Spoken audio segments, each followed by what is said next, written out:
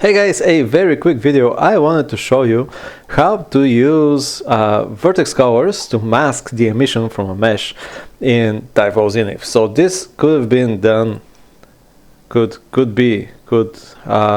was possible with Phoenix.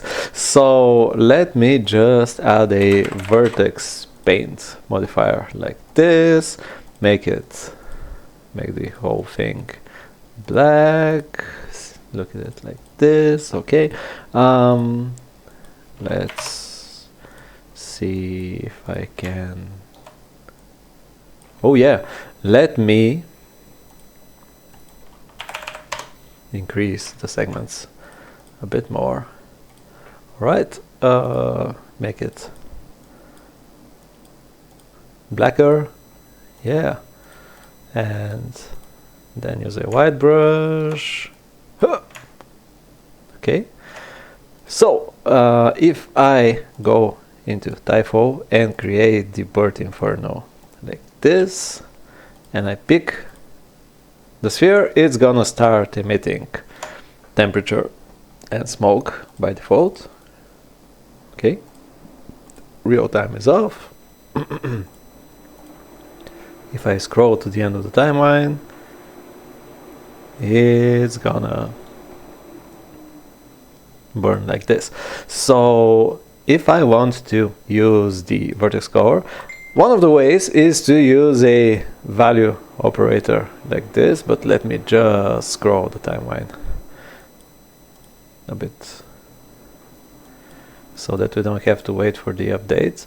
And one of the things that I tried was using a text map like this and using a vertex color map like this. So Tyson told me that there is another way.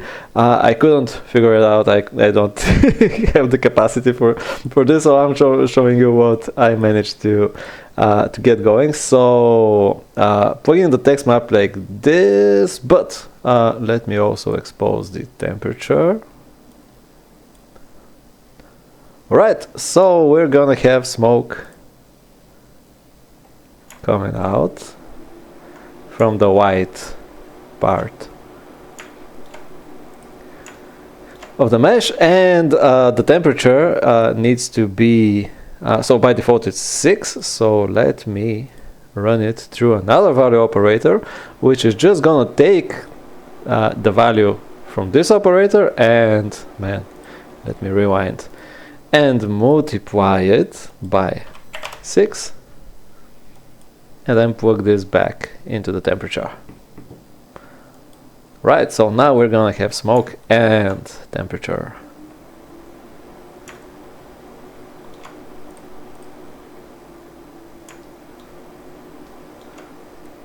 Yeah. So there is one more thing that I could do. So by default we have motion inertia in case the emitter is moving, but I'm gonna emit along the normals like this. So I could plug the value operator here as well, so you can see that now it starts shooting out along the normals. I could plug a value operator here, and if I do this, let me just show you the difference. So right now, let me enable the velocity streamlines, let me enable the velocity in the Inferno recall, simulate again, and when I enable the, hold on, let me simulate it again. When I enable the velocity preview, you can see that by default, just using the normals emits velocity from all of the faces of the geometry, and density and temperature are emitted only there. But the velocities exist everywhere. So if I want to limit those velocities only to the painted part, I can plug the value operator in the normals like this as well. And now we have velocity only in this part. So yeah, eventually if I want to show, let me just hide the go see if I want to add a bit more stuff to the mesh. I could do something like this. Yay, painting with fire. This is gonna take a while. Let me just rewind to frame 0. And then do this. And then do this.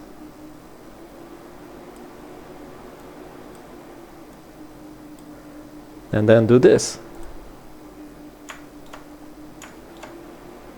And then just go and add some dissipation to the density and more cooling to the temperature.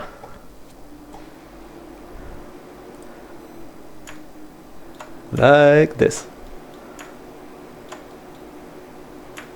Alright, so I promised this to be quick, so I'm not gonna take any more of your time. Thank you for watching, guys. See you in the next video. Bye.